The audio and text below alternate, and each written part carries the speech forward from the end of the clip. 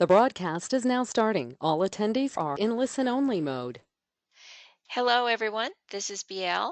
Welcome to our webinar here on Esoteric Astrology.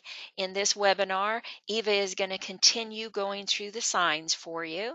You can see her there in the wave. Hi there. There Hi there. you go.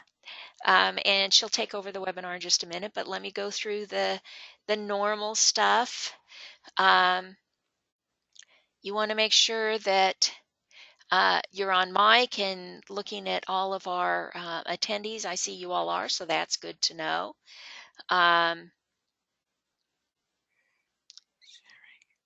Okay, noise protocols. We've got you all muted because there can be lots of echoes. So what we want to do is we want to keep you muted. If you raise your hand or if you type a question in, we will unmute you, let you speak to us. Please mute yourself again immediately after you've talked. If you don't, I probably will. Okay? This is how you put your hand up. Right here shows the arrow points in the direction that's available to you. So what this shows is that my hand is down and I have the opportunity to put it up. Okay? The green arrow means the hand is down. The red arrow means the hand is up. Okay, so it always points in the direction that you can make it go if you click on it, the other direction. So if you've got BL, before you continue, I know I'm supposed to record this, but I don't see the record button anywhere on this dashboard. Okay, it's up there under sharing. Sharing. Up at the top. It says change presenter. Oh, there it is. I am so sorry. Thank you. Okay. Okay, we're going. We're good. Okay. All right. Okay. And on your muted, it's going to be red with a line through it when you're muted, which should be for all you guys right now. And when we unmute you, it's going to look green, and you'll get a little notice. You'll get a little notice that says you have been unmuted by the organizer. Now, we'll also try and watch, because a lot of times you guys are on self-mute and we'll unmute you, but you still won't be able to talk because you're on self-mute. But we can detect that from our end, and we can try and help you if you have that issue. So we have patience with everyone, because we know you don't do this as often as we do. So, and then if you have any questions, there's a little question block down here. If you you can undock it by hitting this little gizmo right here, or you can just type your question in there, and then it will alert us that there is a question. You can also type things in the chat box. You know, both of them have a little send function there. So those are the options that you have: raising your hand, asking us a question using the question block, or the chat block. And if we have something for you, we may send you a chat.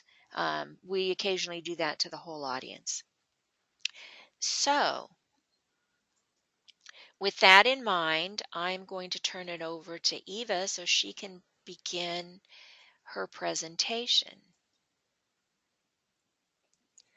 Show my screen.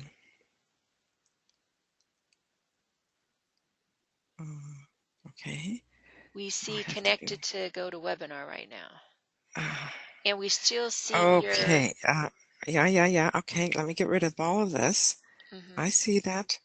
And I see that. Okay. And I'm going to go to this, and I'm going to go to. Is that good? It's okay. Good. We would see it better if your webcam was off. And that's what I'm going to do it right now. Yeah. So hello, everybody, and goodbye. So webcam, let's turn it off. Hi. Does it say hide? Hide my webcam? Or stop? That's where this stopped. Just click on the, there you go. It's gone. There we go. Now it's okay. So Okay. I will go back to full screen. Okay, and I just want to tell everybody the main reason that we have to do that, hide her webcam, is because it interferes with the webinar and it causes delays because the live streaming of the webinar versus the live streaming of the webcam. So we're sorry that we didn't get to leave it up too very long. Okay, so with all that confusion, the technical stuff for me, I'm so glad BL is there, as well as the rest of the admin team that helps us out so much, helps me out. I'm a little bit lacking in that ability. So here we are, and what we've done thus far, just to very quickly go over a few things, is we went through the first 3 signs. We went through Aries being cardinal, and then we went to Taurus, which is fixed. Then we went to Gemini, which is mutable. We are now going to start in Cancer, and that is cardinal.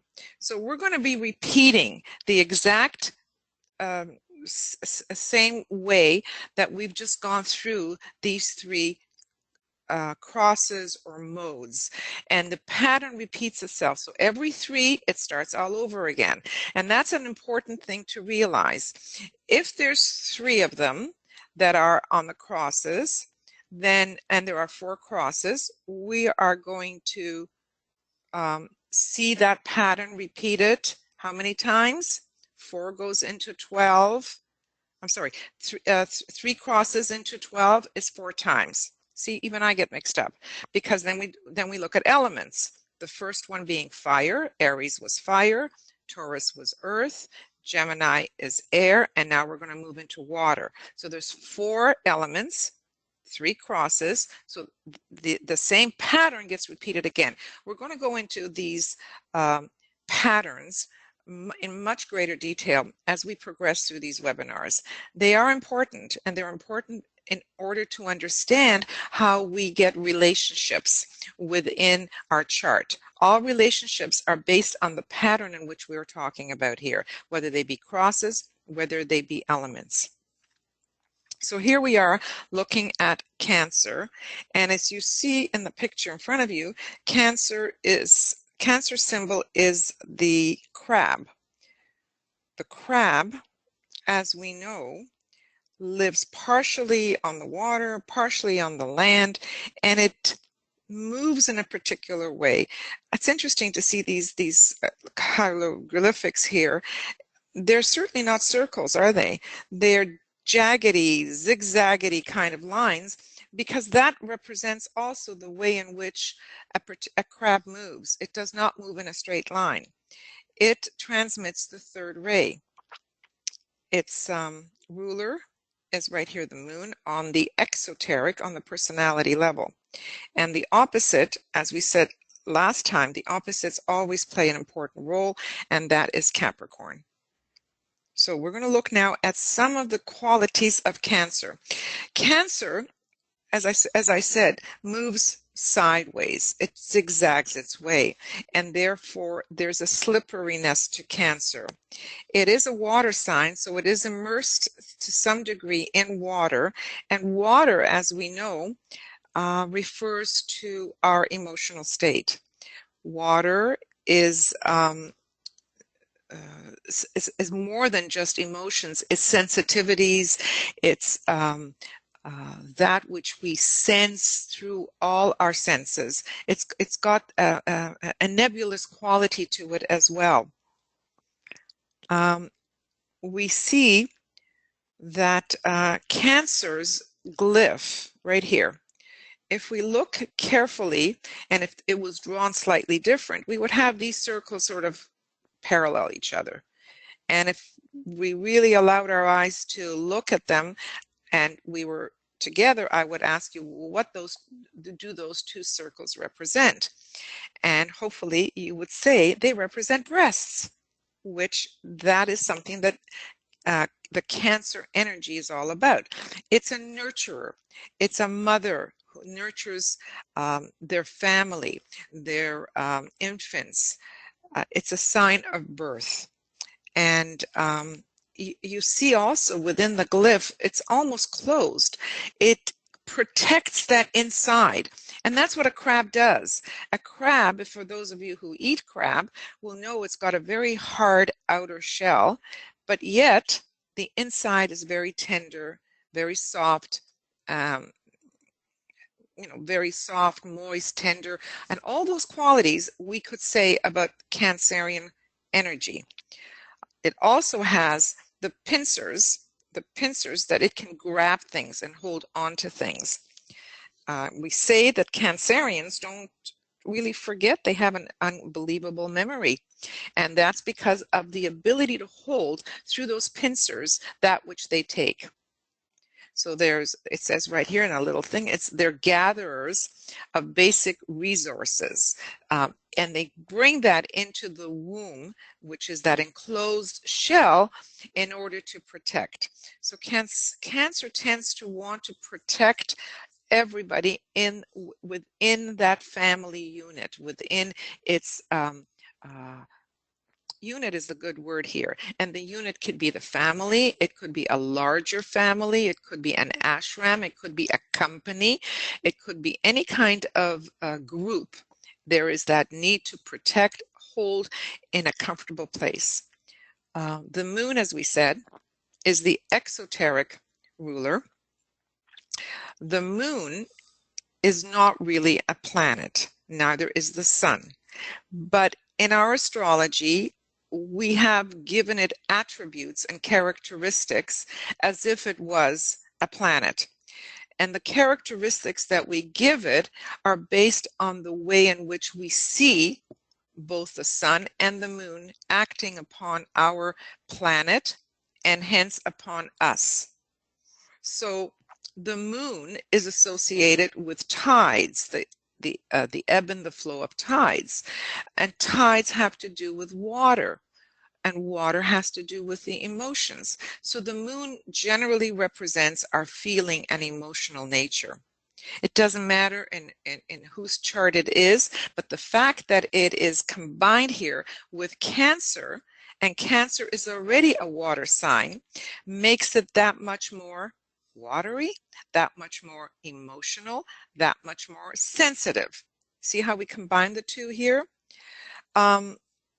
So another way of looking at what the emotions do is that it's our desire nature. Our emotions is what we want, what we desire.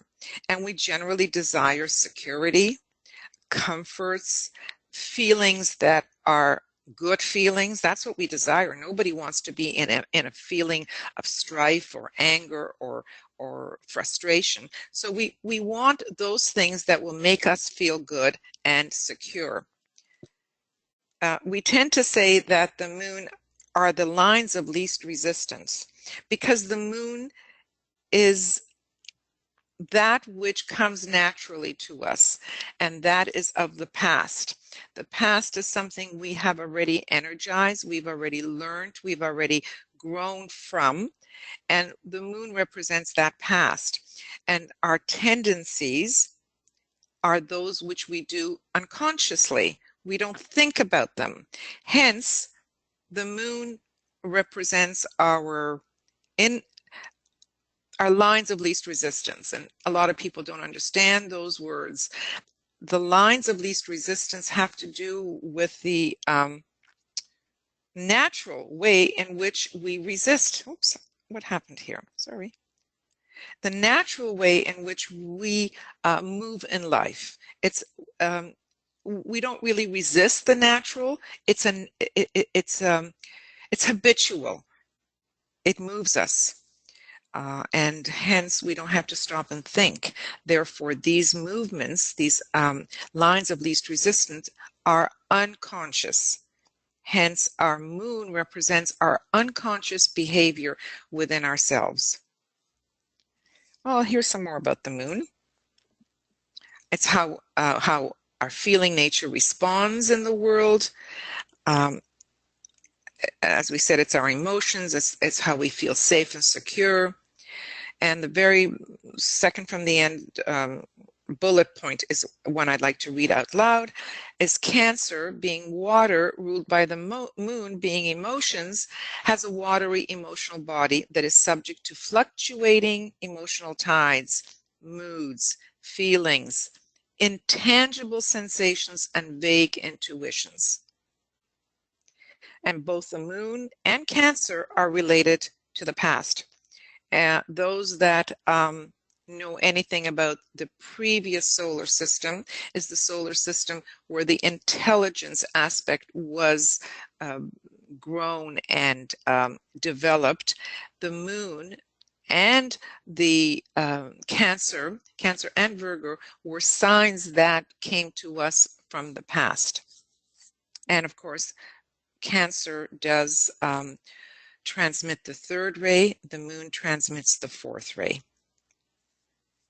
So now we're going to look at the esoteric ruler. And if I haven't said this before, I definitely want to say it now, that most of us are influenced by our exoteric or traditional rulers.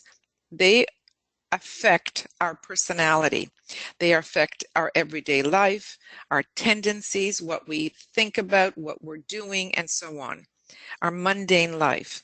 The esoteric rulers can only affect us if we have the consciousness to be able to receive its energies. And so therefore you already have to be a disciple, have to already have soul contact, trying to really merge more soul into the personality. That's why we use the term soul infusion. And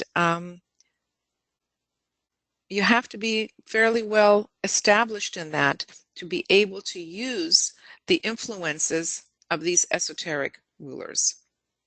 And in the case of Cancer, we have Neptune, and you can see Neptune here, right there, known as the Lord of the Sea. And Neptune, there's a lot of qualities associated with Neptune. Some on the, what we call on the higher side, some of them on the lower side, because we appropriate these energies, and since they have to go through the filters of our personality, they're not always used in their highest way. So some of the less spiraled up ways of using Neptune, because it's watery and it's misty, and it's the way I like to see the, I'll go back to the previous picture here. No, I guess it's not there. It's coming up. There, it's the bottom one here. I like to see the mist over things. That's how I think many times do think of Neptune. Because it's the mists over the water, it can cause us not to see clearly. And therefore, it brings with it confusion. It brings with it uncertainty and that which is nebulous, lacking clarity, basically. It can distort that which is real and bring with it illusion and delusion. It rules drugs. So people that have that kind of personality, that addictive personality, look for ways to escape. And they can escape in a variety of different modalities, one of them being drugs, and Neptune rules that. Of course, the rulers of the solar plexus, which is the seat of our emotions, is ruled exoterically by Mars. You know, Mars is the god of war. It's anger, it's fight, it's strong energy, it's drive, it's push. It can also be courage. Well, the higher part of the solar plexus is ruled by Neptune, which takes in a much softer, a gentler way, and those emotions then would be more the sensitivity stuff, the ability to access the the nebulous, that which isn't so obvious. It also can lead to denial. You deny. People that are hooked on drugs will deny. People do not see themselves clearly, whether it is their inability to see their complexes, their inability to see the negativity within them, then they'll deny that it doesn't exist. Neptune helps with that very well.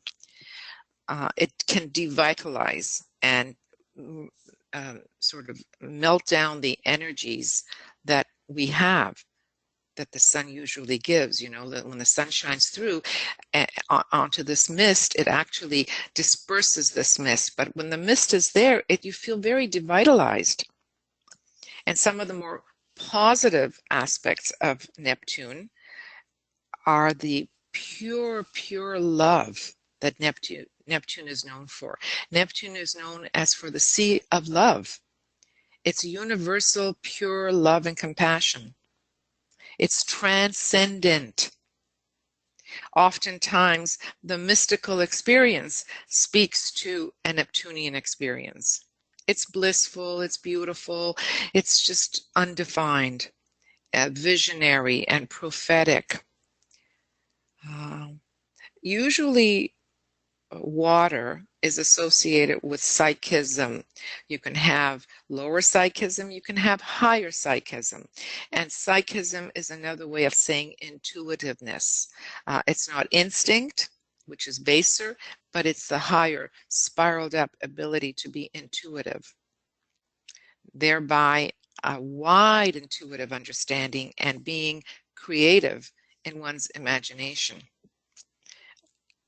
Those people that have a very strong Neptune, of course, with other watery signs, could be very artistic and can express that artism.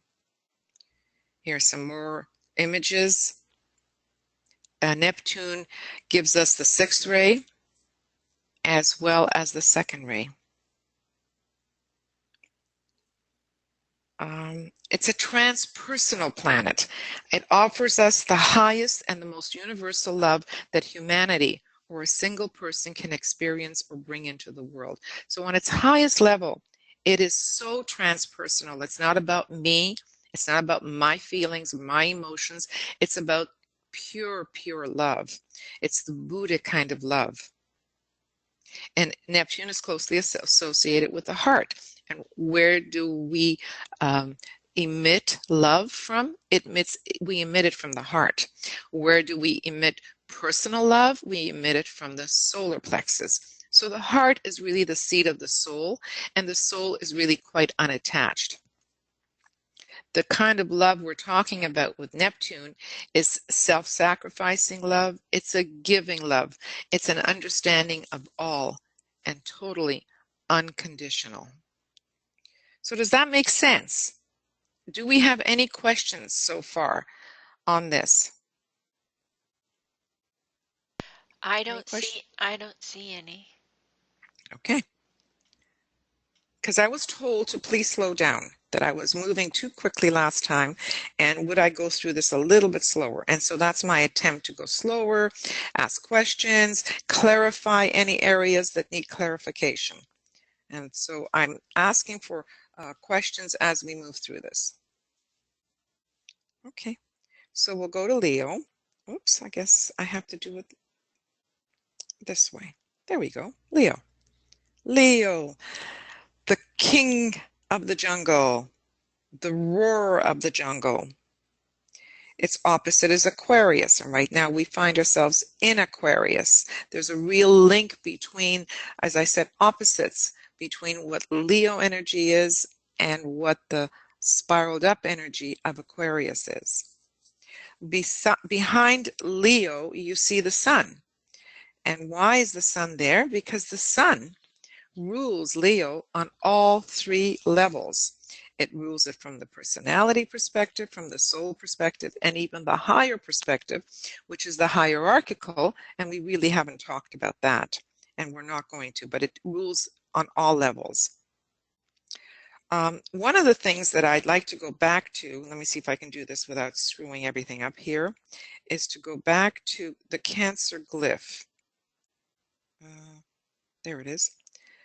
Now, for those of you, can you see my cursor here? The Cancer glyph is like this. And Cancer, one of the things I didn't talk about Cancer is that it represents the crowd.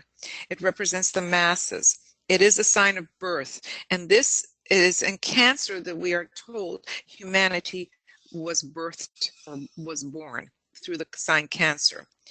Well, in Leo, Leo stands above the crowd. So watch this. You have the glyph here, and if you lift it up above the cloud or above the crowd, there is a commercial for Remax above the crowd. You lift it up like that, you get the Leo glyph. Okay, so let me go down to Leo. And so we remember we saw that circle, and all we had to do was lift it up above the crowd. So that's what Leo is. It's about me. Look at me. It's individuality. Whereas Cancer was the crowd, was the masses, Leo is a very important stage in our development as human beings, because it is in Leo that we start to grow our individuality, our personality. This is where the personality becomes very effective in the world. It can stand on its own, which Leo is, because, you know, Leo lives on the mound of a jungle. He doesn't really associate with everybody else. He gets everybody else to do the work, and he is known as the king. And when the king is hungry, that's when the king eats. It's about individuality. An individual is divided into one. It is through Leo that we express ourselves. So it does take in self-expression. And how do we express? We express in a variety of different ways. One of the ways could be being creative. And so if it's about being in the center and having all eyes look upon me, oftentimes we will see Leo subjects enjoying being on stage, and that's why you have this here. It's look at me, here I am. There's a certain pride associated with Leo, arrogance, pride, very much like the lion. As we said, the sun is the ruler of Leo. The sun represents life force as well as creative energy. It has warmth, it has vitality. The sun is dynamic. The sun nurtures and makes everything grow. It has everybody orbiting around it, right? All the planets orbit around the sun. The sun is in the middle, it's in the center. It represents the personal self, and whatever sign it is found in, it will represent our personality. So the Leo experience, the Leo ability to identify with oneself is so important in one's growth, as I've mentioned before. So every person is a miniature sun. Every person is a nucleus or a center for creative expression. What is the personality? The personality is the face that we put out into the world. It is the way others see us, what we are proud about, what we are inflated about, and what we are pleased with.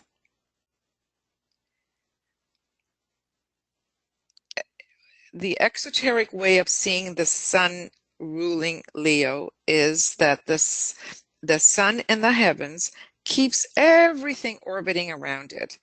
And like I said, it's look at me, I'm in the center, I'm the center of attention.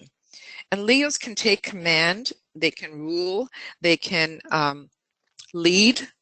It carries with it the first ray. And as you know, the first ray is one of leadership, one that can take on a leadership role. And so that kind of thing automatically seems to grow out of a Leo subject. They are also highly sensitive. So now the esoteric way in which to look at the sun in Leo. So I've got some good notes here. Why don't we go through them together? And then if you have any questions, we can address those as well. The sun in the heavens, it nurtures, it's magnanimous, it's generous. It enlivens those orbiting around it, much like it enlivens a plant. A plant cannot grow without the sun. The sun nurtures and gives vitality, energy, and life to all within its system. The sun sign is full of potential, like the amount of unused fuel still in the sun.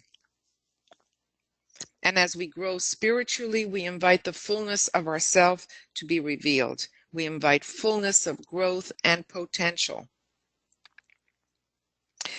Of course, there's always the shadow side of the personality, which still needs to be illumined, so it allows us to see and work on self-improvement.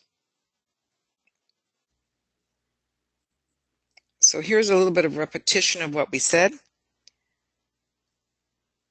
So in its esoteric position,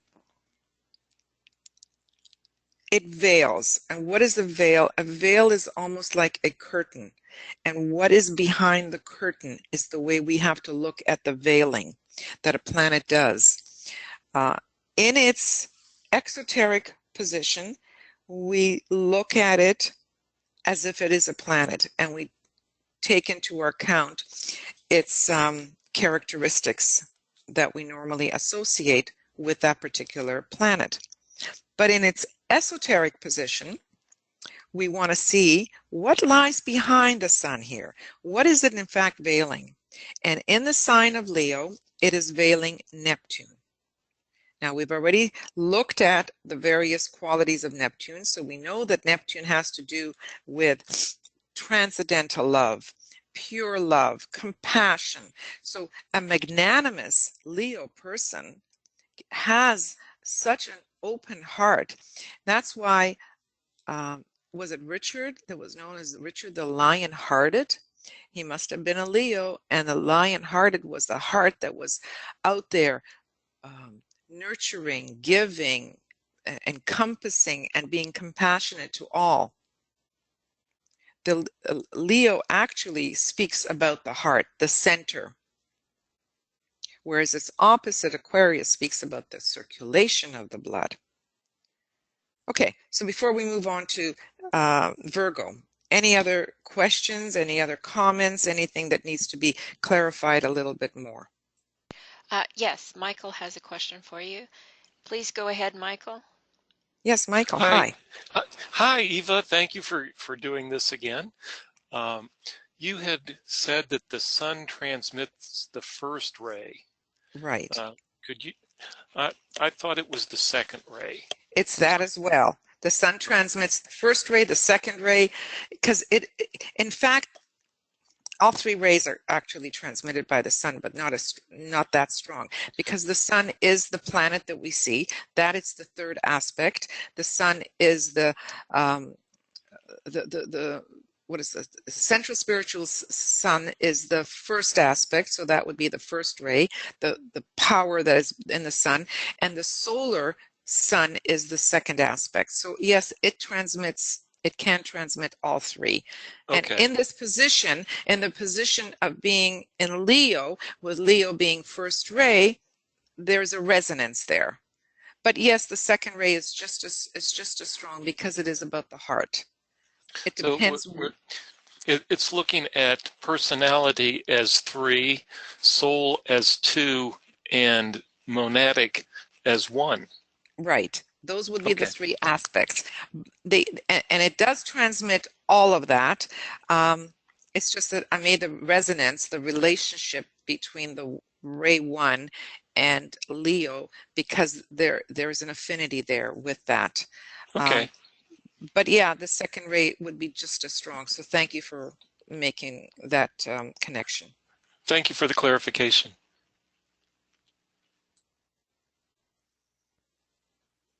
Anything else? Anybody else? No, I don't see anything else. Thank you. Okay. All right, we're going to move on to Virgo. Did we mention that Leo was fire? I don't think I mentioned that. Leo is on the fixed cross, and it's opposite Aquarius, which is also on the fixed cross. Now we move into Virgo. Virgo is on the mutable cross.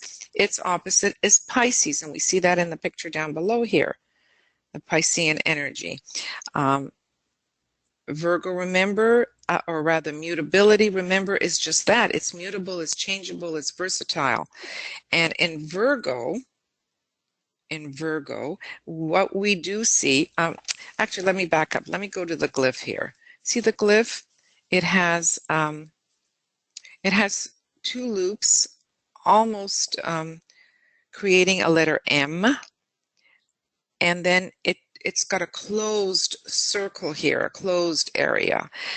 This is representing the Mother Mary, could be, or it could be the M for any kind of mother that gives birth. And the closed circle here is the purity, the unbroken hymen of the virgin individual. Even the word Virgo has the beginnings of the word virgin within it. So there's something about purity very much associated with Virgo. Virgo is the place of the birth of the Christ principle, the Christ child within the womb of time. So it takes lifetimes and lifetimes to nurture the individual to grow to, when we say purify, we mean to do away with the lesser qualities within our three vehicles, right? Within the form, within the physical and etheric body, within the astral, and then even in the mental. So the more we purify, or the more we change our vices to virtue, the more we become ready to recognize that we've been nurturing all along the love principle that needs to then grow and be birthed within Virgo. Primarily, that is its mission. So in history, Virgo has been represented as Lilith, as Eve, Isis, and in this world period, it's represented as Mary. It's the feminine principle that allows for the growth or the gestation of the Christ principle within the cave of the heart. And hence, this particular glyph says it all. We're not going into the keynote here, but the keynote is a threefold keynote as well, just as this is threefold. And so when we, in the subsequent webinars, we will go through the keynote with greater intensity, and we will see how the form, the life, and the Christ are all part of the keynote for Virgo.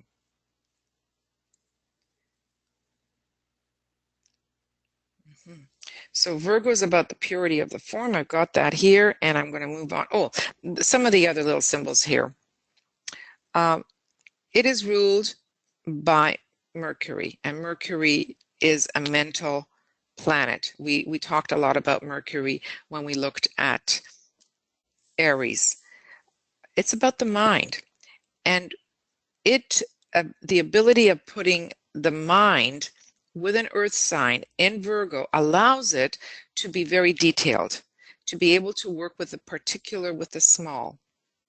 Of course, because it's earth, it works within the earth, and all these symbols are earthy symbols.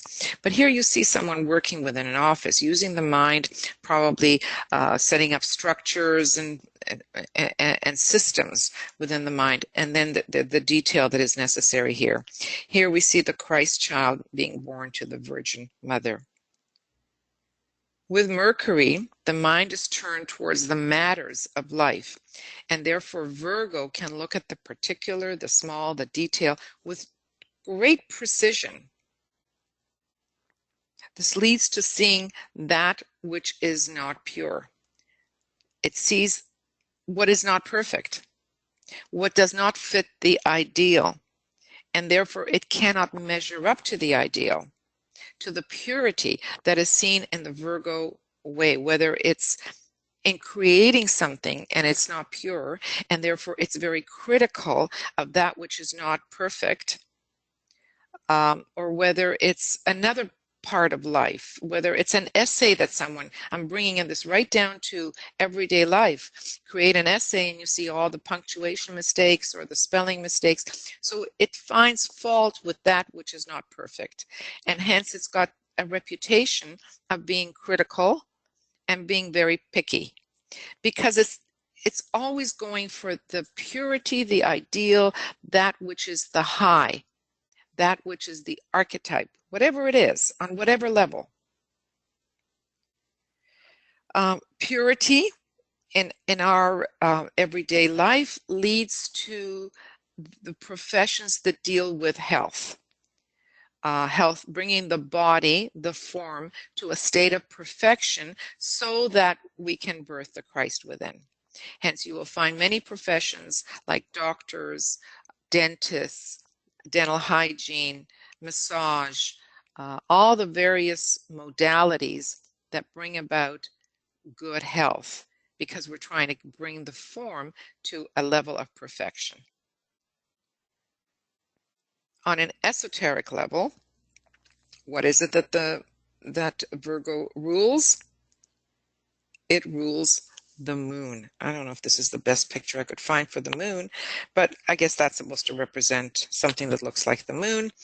And the moon on an esoteric level veils. It veils. The moon is known as the mother of form. And here in Virgo, being an earth sign, we are dealing with form. So what kind of planets would this particular moon veil?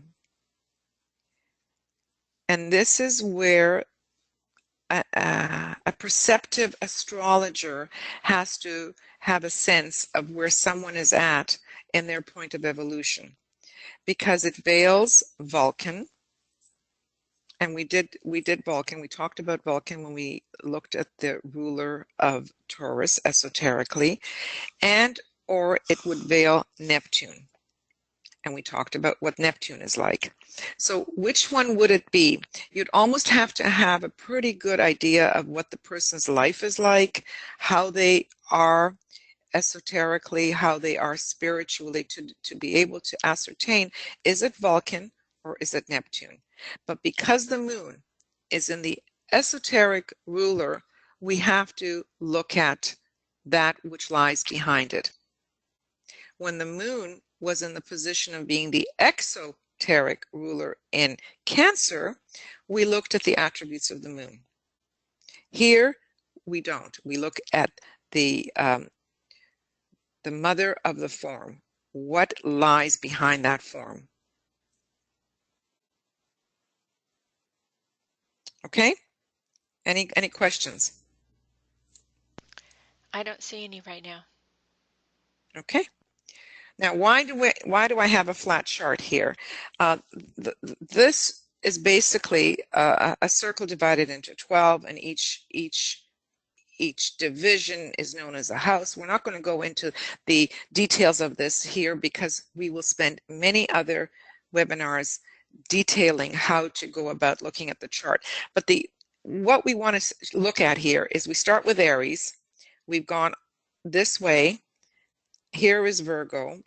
And then the next sign that we're going to look at is Libra. And this is known as the horizon. It's that horizontal line. And so in Libra, we start to rise above the horizon. Up till now, all the signs that we've looked at have been below that horizon. The sun self, the personality, has been growing, has been learning the various qualities of all the signs, everything that the signs have to give it. And it's always been about me, about the personal self. We call that being subjective. In Libra, it begins to move above the horizon until it begins to be sufficiently above, and then it becomes objective and starts to include others, another. And this is what we see here in the glyph. We see that the sun self has risen above the horizon and now can include another. It's supposed to be eventually for a Libra that the other is more important than the self. And these two parallel lines show the duality within Libra. It's myself and the other. So the symbol for Libra are the scales, and the scales are never usually balanced like this. Usually the fulcrum here, it takes a lot of decision making. It's an air sign. It's on the cardinal cross. It's about using the mind, and it's about decisions and choices, and it's often goes from one side to the other, and so on, back and forth and back and forth. And those decisions can create a lot of conflict within the mind, so that a Libran can be very indecisive. It is transmitting the third ray. The third ray is the ray of intelligence, as we know, active intelligence. And these scales are active. They go up and down, up and down. Or if you had a pendulum here, it would swing from one side to the other, till eventually it would right itself. And that's what the goal is, to look for that point of equilibrium, harmony that the Libran wants to create and achieve. Its opposite is Aries, and many times Librans can use a little bit of Aries energy, that drive, that strong, that power that is in the Aries sign. The most important thing for the Libran, according to the Tibetan, is to learn what is right human relations. What is right human relations? It is what is right for me as well as for someone else. Many Librans do not want to have conflict. They want everything to be in harmony, everything to be in a state of equilibrium, and hence they will compromise for the sake of keeping peace. And that's a really important area of growth for Librans, to learn what is right in human relationships, not what keeps the peace, not what keeps what I understand to be harmony. So that's a good insight into Libra. Libra is ruled, I'm not going to get to the ruler yet. I want to talk about the sign itself and the symbol itself. It is usually depicted as a person, not an animal. The air signs are usually, they're always depicted by human beings. Why? Because the air signs have to do with the mind. And human beings in this cycle, in this world cycle, have to learn to use the mind. They have to learn the manas, the mind aspect, in order to, number one, harness the emotions, number two, to be able to contact the soul, which dwells upon the plane of mind. So the human symbol will apply to all the air signs. In Libra, we see the woman holding the scales, and she's blinded. Why is she blinded? She is blinded because when one is blinded, one cannot see clearly. And because you don't see what's in front of you, you don't have to become impressed by the way a person looks, by you don't judge a person by their looks, by the wealth, by their color. In other words, you stay totally impartial, and no judgment has to do with true justice. One can therefore be objective. And in ancient times, the sword that she's holding represented authority, and where justice was swift and final. Also, the scales, if you go back in the time of Egypt, in ancient Egypt, the god Anubis weighed the deceased's heart against a feather of truth. And of course, if the heart was too heavy, then the person was considered to have done wrong. Now, it is ruled exoterically on the personality level by Venus. Venus, as we know, and we've done this before when we were looking at Taurus, and then Gemini. In Gemini, it was the esoteric ruler, and Taurus, it was the exoteric ruler. In Venus, it's also the exoteric ruler.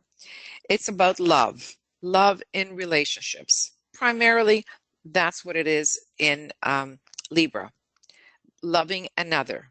And we come back to the whole idea of right relations. Esoterically, then, what would it be esoterically? It would be Uranus. Uranus is also considered a mental planet. So Venus is a mental planet, even though it had to do with love. Its energies, or its rays, are ray 2 and ray 5. So there is this Venusian quality associated with Venus. You almost can't get away from its ability to be beautiful mind, even though it's it's love, and it's about beauty, and it's about beauty in terms of the person. So many Librans, the whole idea of judging plays an important part for Librans. So they want to be judged as attractive, as beautiful. Again, it's the Venusian energy. They want to judge others in the way that they look.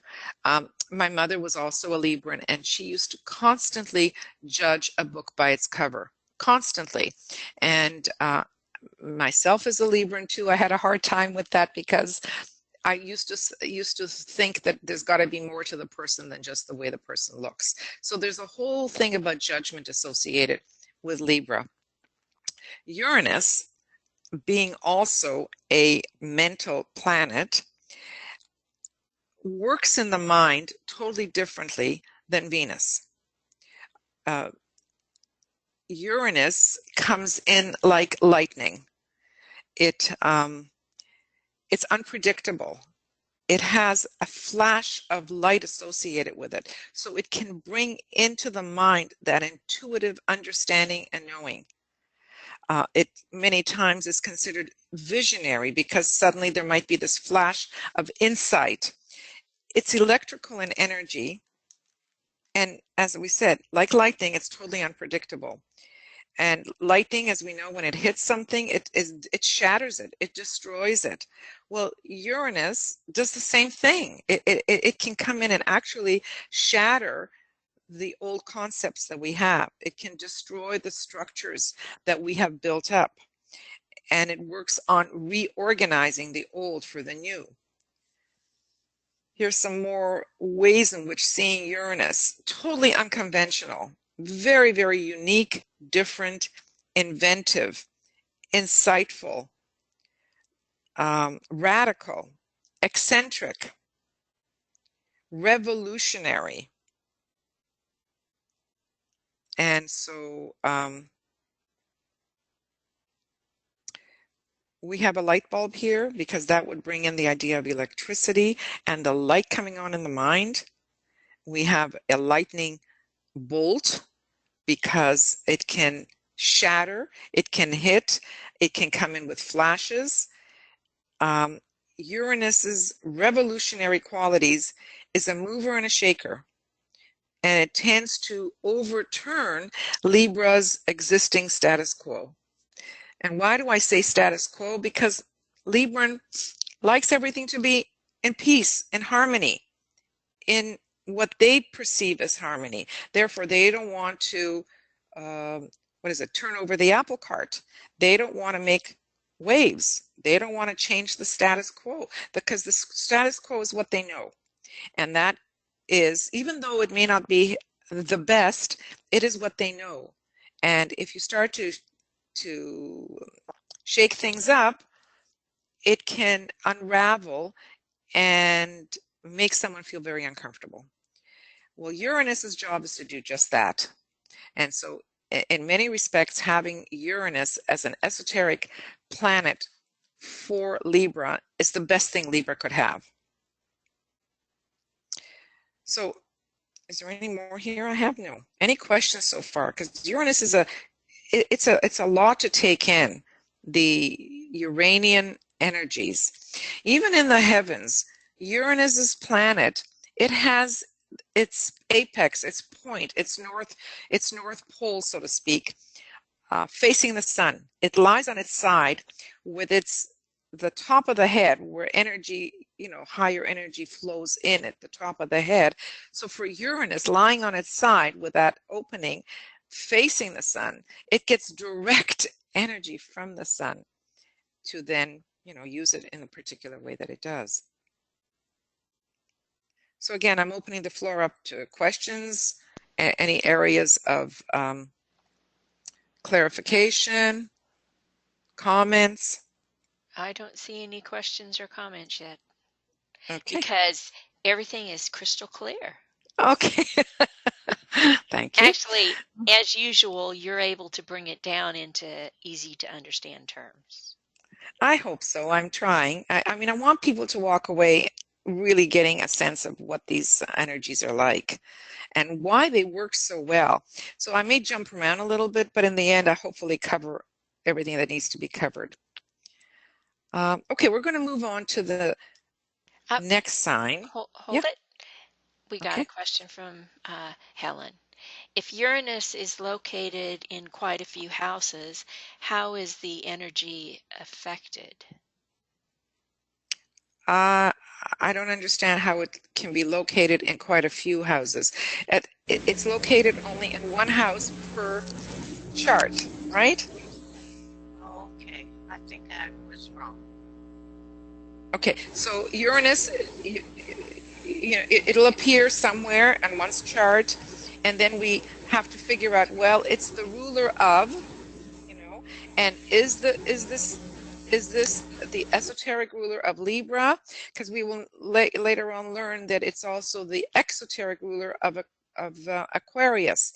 So then we look to see, as a ruler of Libra, as a ruler of Aquarius, where is it? What's its relationship to the sign that it rules? What is its relationship within the chart to other planets that it can have a relationship with? But it only will appear once. Okay, I would also like to add here that it only appears once in the natal chart, but all of the planets continue to move, and that's what we call transits. So from time to time, Uranus is going to come along and it's going to ping something else in your natal chart as it transits some of those other houses, and it's going to act like it's acting here. It's going to be totally unexpected. Something's going to come out of the blue and it's going to knock you for a loop, because that's the way Uranus, this rebel, this unconventional planet, works. Mm-hmm. It'll make you stand on your head. Exactly. It'll just turn you upside down. It's not a comfortable energy when it hits you, as BL says, in transit. When it pings or comes in relationship with something that you've been living with for a long time and suddenly shatters everything for you, it's quite the awakener.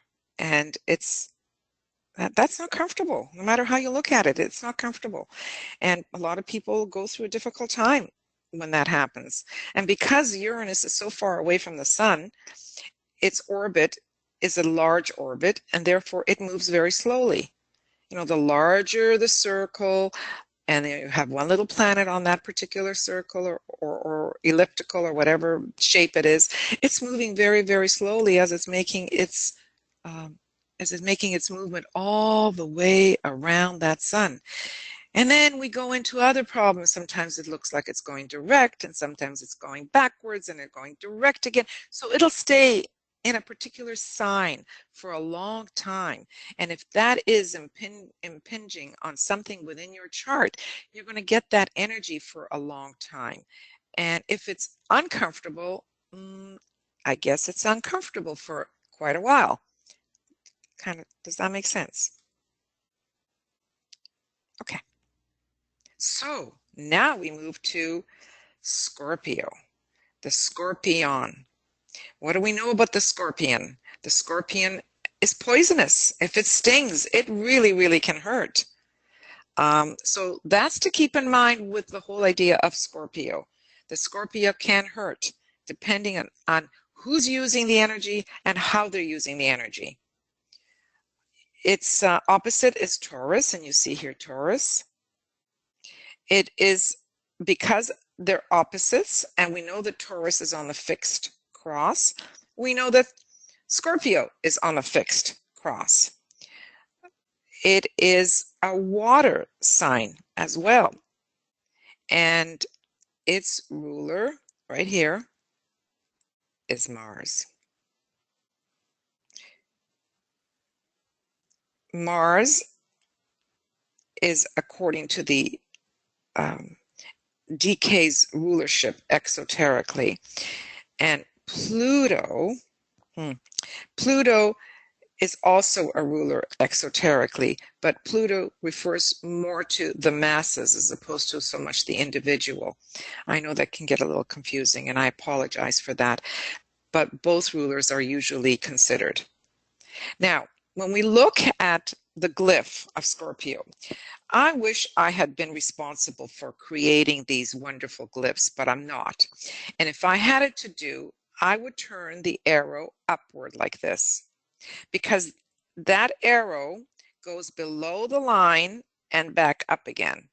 That it can actually sting, and it can look a little bit like the arrow here of Mars. See? Because the whole idea with Scorpio, being that it's water, waters in Scorpio run very deep. Here, the depths. They run very, very deep. And usually that which is lying deep within the water, whether it is things that we are not conscious of, things we've stored away, I'd like to even use the word treasures. It could be anything that's hidden deep in the waters. When we look down into the deep waters, we can't see what's doing there. We don't know what is hidden deep. So our mission is to try to bring up to the surface that which lies deep so that we can see it in the light of day. Primarily, that's what the energy of Scorpio wants to do. It can go deep. It can see what's eventually there, but it can only see it once it can lift it up. Makes for an excellent, excellent researcher, right? And that which we're not all that conscious of, it's lying in our subconscious, it's lying in our unconscious. We don't see clearly because we're not conscious of it, right? It's lying there somewhere. Hence, without seeing things really like they really are, it can lead to distortions, to illusions, to not being able to move within the clarity and within the light. Does that make sense? All of those attributes are attributes of Scorpio before I've even started to talk about the ruling planets. We have here a bird of prey. And the bird of prey is here because Scorpio has the eyes that can pierce and look and see what's doing there. It can actually see what's doing in someone else's heart, and it can draw it out. Hence, see, the eyes are here because it is known as having very magnetic quality to their eyes, piercing eyes. You know what? It's even considered sexy eyes. It can draw people in. And the eyes are what we use in order to see, to have the clarity. Now, it's interesting in this picture over here, you have a mirror, and the mirror is a reflection of the real. And hence, because of the water quality to this, and because things are hidden, it's not really hidden, and you don't see it clearly. It's a reflection of the real. This is where you have all the illusions. So all these symbols will represent different aspects of Scorpio. This one here, it's got a light, like a miner's light on the head. It's to be able to try to see what's there, try to see what's hidden. Hence, it makes a good researcher and a good person to discover through research that which lies hidden. Pluto is more the conventional ruler, but it does rule more the humanity en masse as opposed to really personal individual. So some qualities of Pluto here, because we haven't yet talked about Pluto, and it doesn't mean all of this applies right now to Scorpio, because usually the energy works hand in hand with the sign that it's in. But let's just look at the energies associated with Pluto. Pluto is a first-ray planet. It is about personal power and control issues, right? Power gives you control issues. Pluto brings about transmutation, transformation, and resurrection. Why? Because for those of you who know any of the mythology, Pluto represents the underground, and it's the lord of the underground. And that which lies low needs to come up in order to be seen. And so you can see that the energy of Pluto wants to do very much a similar action to the energy of Scorpio. Wants to bring up that which is there, hidden in the dark, in hell, in the bottom there, to be able to be seen. And it is known as transformation, and in transformation, it's the experience of death and rebirth. That is what transforms us. It's the eliminator. It's because of its first-ray energy, it can really be very destructive. It can annihilate and create shadows. One of the things about Pluto, and the same thing applies to Scorpio, it can hang on to secrets very well and can be very mysterious. Again, because of that which is hidden. Power over others through fear and manipulation. Uncovers and reveals that which is hidden. It's the Redeemer, and it's known as the spiritual will when it's used properly. So Pluto has to do with one's personal will. How does one use it? Do you use it to control other people? That's why you have control issues. To control yourself. And it's about power. Pluto is all about power. Power over others, over circumstances, and powerlessness. It can really bring fear to others. So I have some stuff here in that square down below. Pluto is secretive. It's the hidden.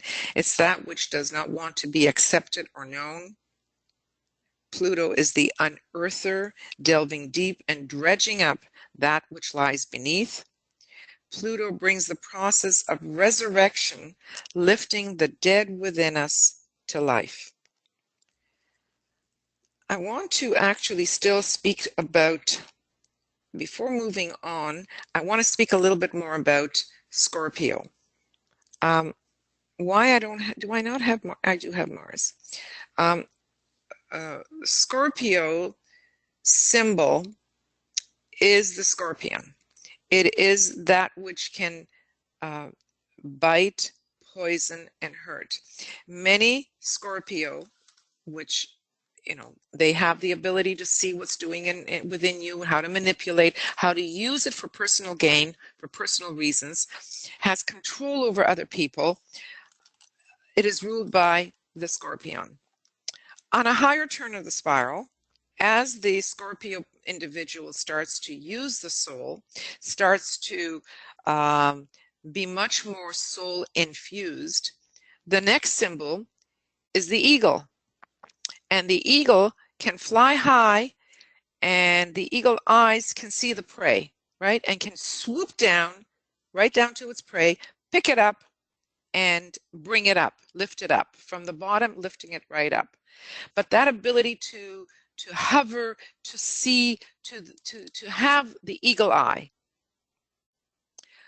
On the highest turn of the spiral, the symbol for Scorpio is I'm just drawing a blank. The phoenix. I'm sorry. It took me a few moments to bring it to my consciousness. The phoenix. And the phoenix is the bird that is burned and then comes back to life again. So this is where you get the transformation, the redeemer, the transmutative quality associated with Scorpio and Pluto there as well. Now, there's you have the eagle. You have a snake here because, you know, it can poison too, just like the scorpion can bite and poison. You have here, I don't know if you can see this, this is Mars. And then you have the red planet associated with Mars. And why do I say Mars? Because we're going to look at Mars. Mars is the planet that is also exoteric as well as esoteric. It's in two places for Scorpio. Mars is not considered a sacred planet. So if it's not a sacred planet, how are we going to see its energies used? Well, on the lower turn of the spiral, because if it is a planet that is the ruler of the personality, it can be that which is the warrior, the fighter, the one that's ambitious and can use its power and its strength to get what it wants. On the higher turn of the spiral, we see that Mars stands for conviction, for even discipline and forthrightness. It can be the power to be fearless, being able to stand up for others, even in the face of harm to oneself. Can you see the courage and the strength associated with Mars if it's used by a fairly evolved person? Mars and Scorpio can go into the depths of the and subconscious and bring it to the surface. Mars has the strength and the courage to move into those deep, hidden depths so that in Scorpio, one can emerge triumphant.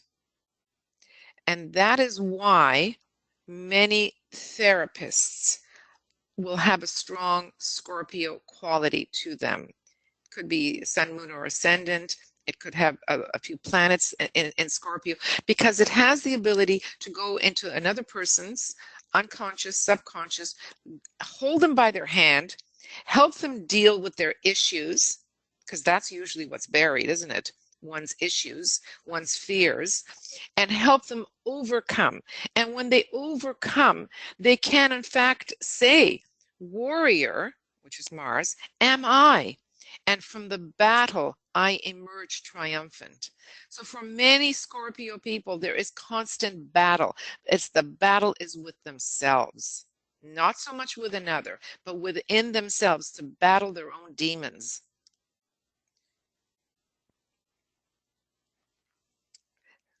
I think that's all I'm going to say on Scorpio, unless there's more questions, places that require greater opening up more, talking a little bit more about it. So please don't hesitate with your questions or comments. Well, they're hesitating right now. I don't see any questions or comments, so. Oh, the other thing, let me say a few more things about Scorpio. I just remembered that I should say. It's the sign of testing. And it's the disciple's sign. we are constantly working on bettering ourselves, on infusing more soul into our personality. And no sooner do you think you have licked a habit, licked an unwanted way of being, then Scorpio will test you. This is the disciples' testing ground, constantly being tested. Have we in fact surmounted? Have we become triumphant? Can I be the disciple? Can I be counted on?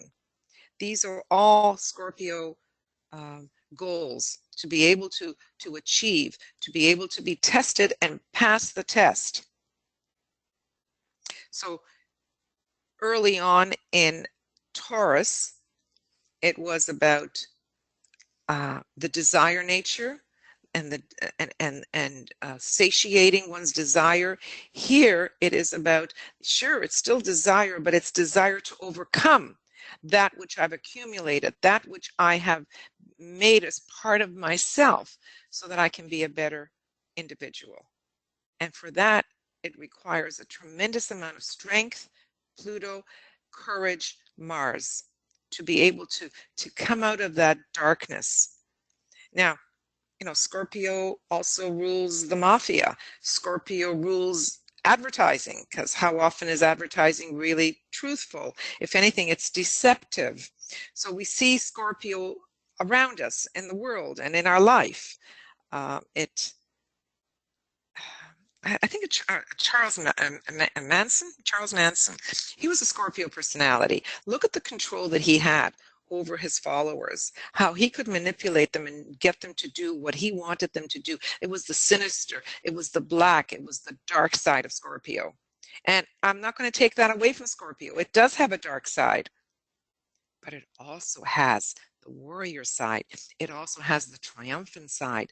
It has the side that wants to help other people because it can see what someone else is going through because they've gone through it themselves.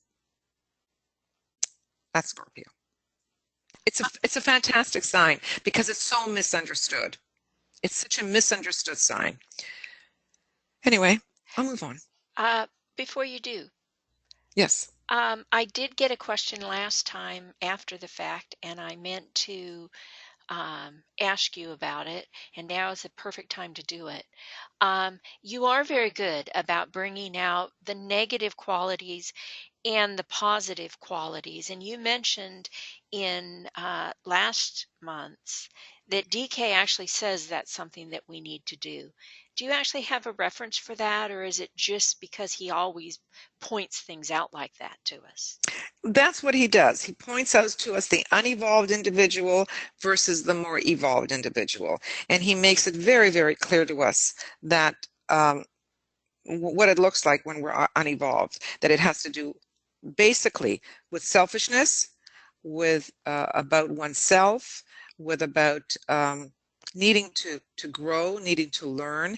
Those are the ways in which we mature. The word mature is used in an esoteric way. I don't mean getting old. I mean growing soul-wise. So yeah, he's constantly pointing that out. I think we had a little discussion before we came on air here that every time there's a full moon or we go into a new sign, I like to read what DK says about that sign.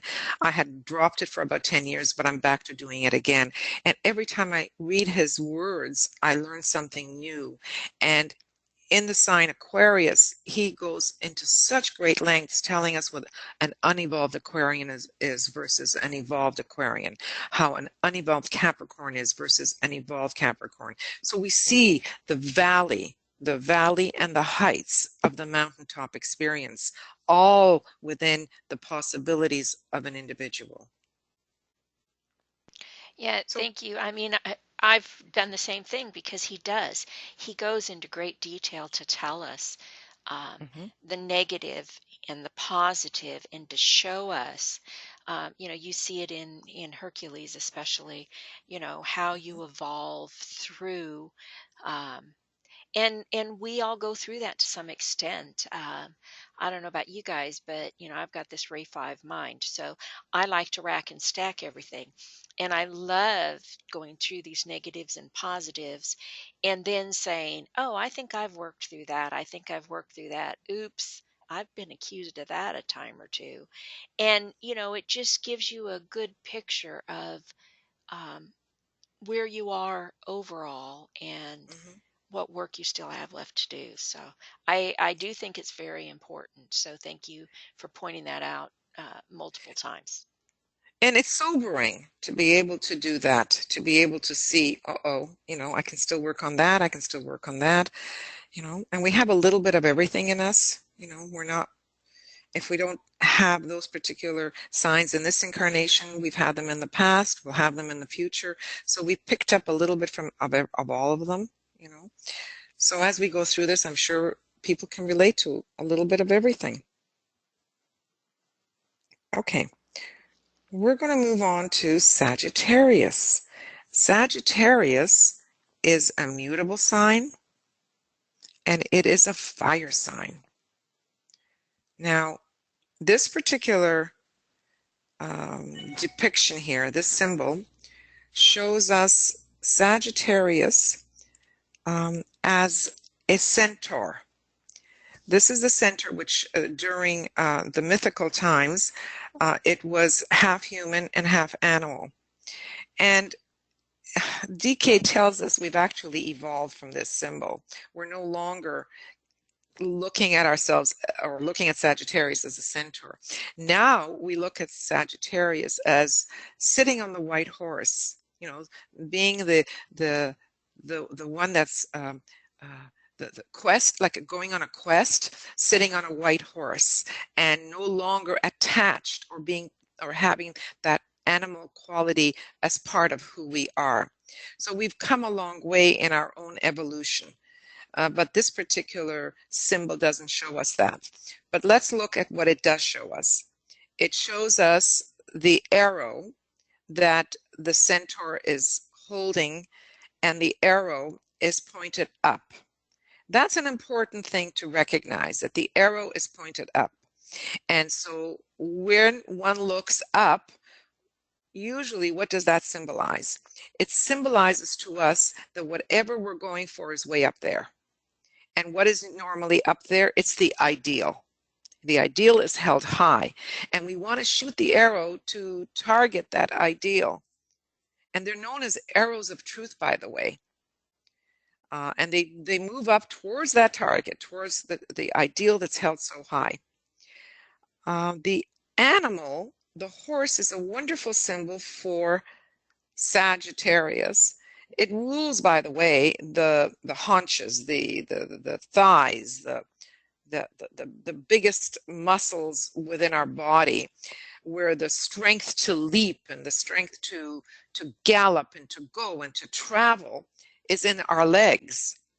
And the horse, have any of you had business with a horse? A horse can run and run and run and run, and even if there's a cliff there, it'll run off the cliff. A horse needs blinders because it's so easily distracted from one side to the other, but it just keeps running and running and running. Well, the arrows are narrow and they point to a goal.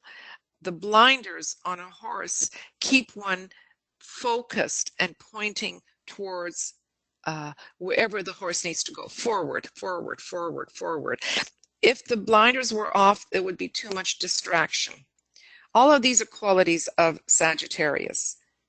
You notice that the twins are there, the opposite, which was Gemini. I'm going to move to the next slide here. So Sagittarius is about shooting the arrows of truth towards the goal. It's fire. So there's so much enthusiasm associated with Sagittarius. Sagittarius is buoyant. It's lively. They're fun to be with. They love adventure. You see this person climbing, person on a horse. This is actually more the symbol now but the horse should have been white for the new Sagittarius individual. They love to discover, to try the new, and explore. And traveling is such an important part of Sagittarius. Pegasus here is another symbol. Flying high. It has to do with higher learning, higher achievement. Here you have the area of learning, a teacher speaking to a student, because Sagittarius is very much connected with the ability to teach. Why? Because it is ruled by Jupiter. Jupiter is the largest planet in our solar system, so it's the most of everything. It's the one that is too much of everything. It is usually joyful.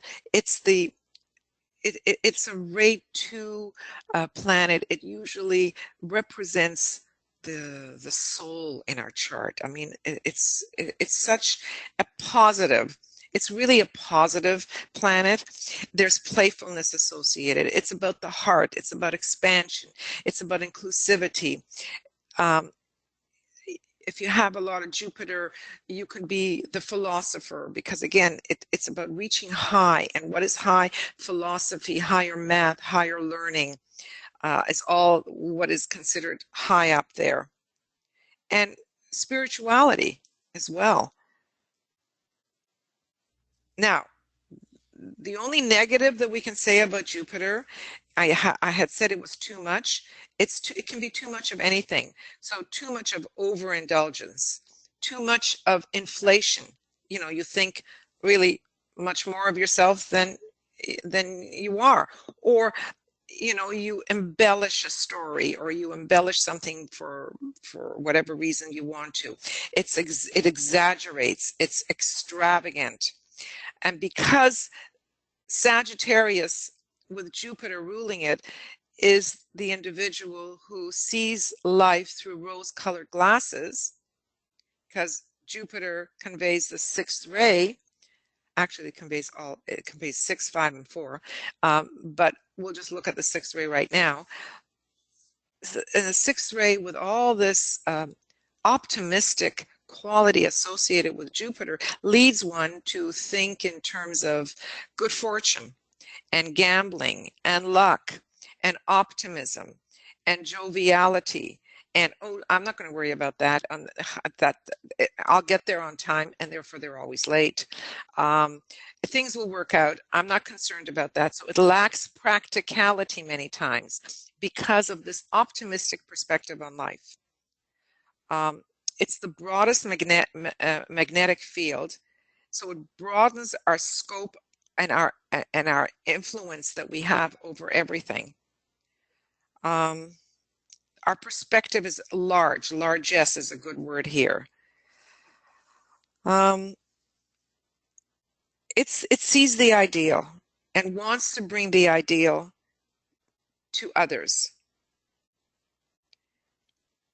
So just if your eye has not gone down here, all these things basically say the same thing. It amplifies. It's joyful. It's hopeful. It's good-natured, friendly. Applies love wisely, and wisdom. Oh, that's another good word for Jupiter, is wisdom. Wisdom is a good word. So that's the exoteric ruler of Sagittarius. Now let's look at the esoteric ruler. The esoteric ruler is Earth, and it's an excellent ruler for Jupiter. And if you look at this centaur, the centaur is holding his arrow pointing down into the earth. Why is that so important? Why is that good?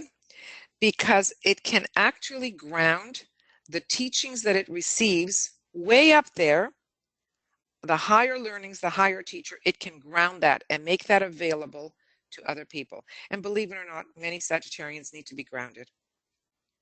The earth is where practical lessons must be learned. It gives us the groundedness that is necessary, the ability to change conditions, to be selective, resourceful, and great resilience. Why? Because the earth conveys the third ray.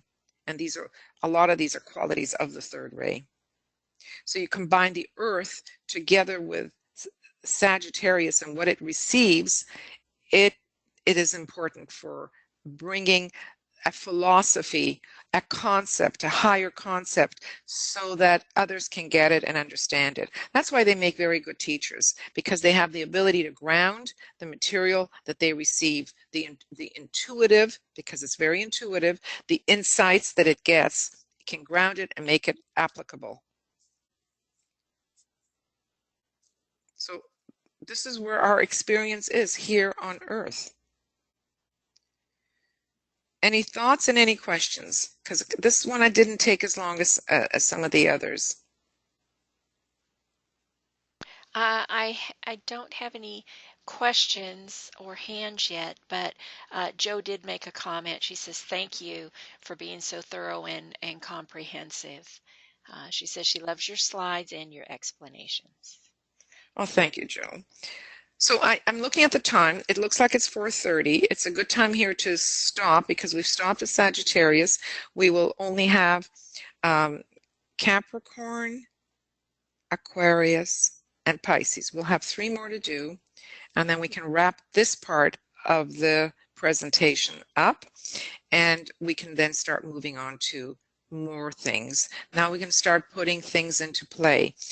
We try to see the patterns. We try to see where all this fits in. But it's important to understand how the energies of the signs are, or I'm not saying that well, what the energies of the signs are, how the ruling planet works with the sign, because what it does is it acts, to me, the word ruling is like an agent. It's an agent of the sign. And what does an agent do? It works for the sign. So it works for somebody, right? So it helps us understand a lot better, because that same planet in a different sign has a different job to do, and it works a little bit differently. So understanding how that particular ruling planet works within a sign, I think, is a very important piece to know more about that sign.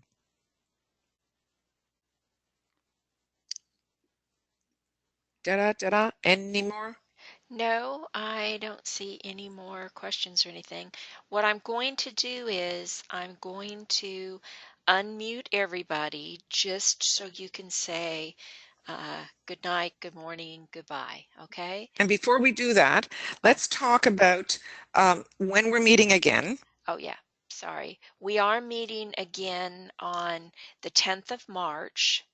We are actually still in standard time on that Saturday, but that is actually the night that we switch into daylight savings time here in the U.S. I know in Europe they go into it a little bit later, but here we jump the gun. So 10 March, Saturday, will be the next one. And this is going to be available, recorded, and it's on the Makara US, and Right. it is. I have to say it's probably going to be a little bit late. Brett is ill. He is our guy who cleans everything up and splits out the audio. So if people just want to listen to it, so that we have both the video if you want to do the whole thing, just the audio if you want to listen to it in a car or whatever, and then we'll also have the slides. But he's the one who puts it on Makara, and he's got the flu right now. So everybody, please keep Brett in your prayers, and we'll get it. He'll post an announcement when he can. So. Okay, very Okay. good. Uriana says, thanks today for everyone. I look forward to the upload of the video.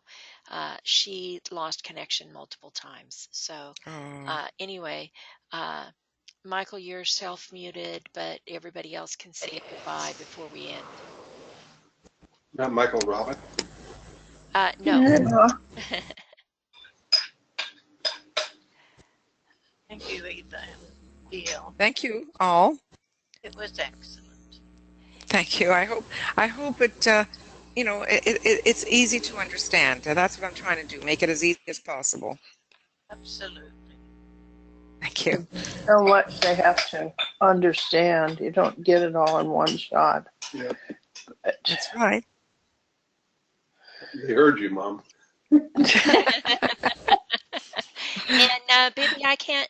You are unmuted, but you're also self-muted, so we can't hear you if you're there. I know it's probably pretty late for you there, but okay. Well, thank you, everybody. We're wrapping up this part of it, and as Eva said, we've got lots more information to give you, and everybody will have a chance, should they wish, to delineate their own chart with the help of Eva and me.